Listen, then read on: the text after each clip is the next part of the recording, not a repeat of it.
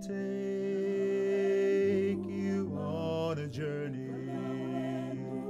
to a place where lovers flee.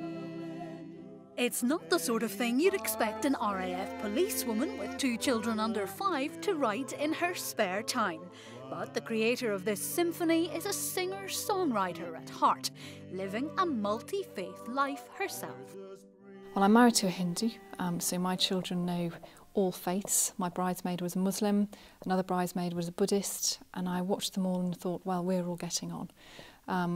What can I do to promote the message of cooperation and tolerance that I'm seeing? It was quite an undertaking, but there's a phrase I like very much, which is that I was probably the instrument in a far greater hand.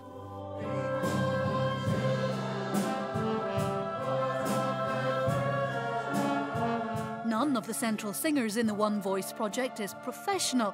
They're diverse members of the military, each bringing a part of their faith's tradition to the combined musical mix. I think the Jewish contribution here is probably the oldest Jewish prayer, which is proclaiming the oneness of God. Here we say, hear to the world, hear as in listen, listen everyone, the Lord our God, the Lord is one. In Sikh faith, music is at the top level. We believe that when nothing connects you to God, music does. You sit and listen to something scriptural or even like something musical. It calms you down, and I thought we need to take part in it.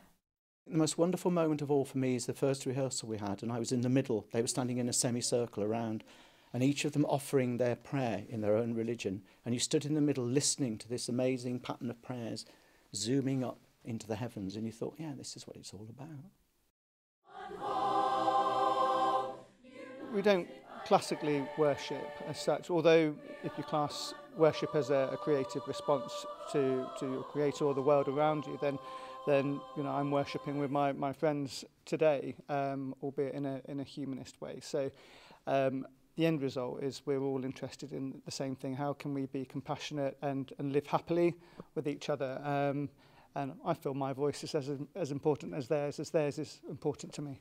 As services, we work well together, and it shouldn't be too much of a shock that we're pulling together something like this with so many different religions. The project's been underwritten by the RAF recruitment and selection team. Its patron is Dame Judy Dench, who's a Quaker. The wider vision will involve a film and an educational challenge for schools. But for now, the focus is on recording the single. At worst, we'll just have a really good musical product, but at best we'll have something that shows what the military at its best, at its most diverse, at its most culturally diverse, with all the different religions and faith groups. We're all very welcome and included. A Path to Peace will be released in December. Julie Knox, Forces News, RAF Northolt.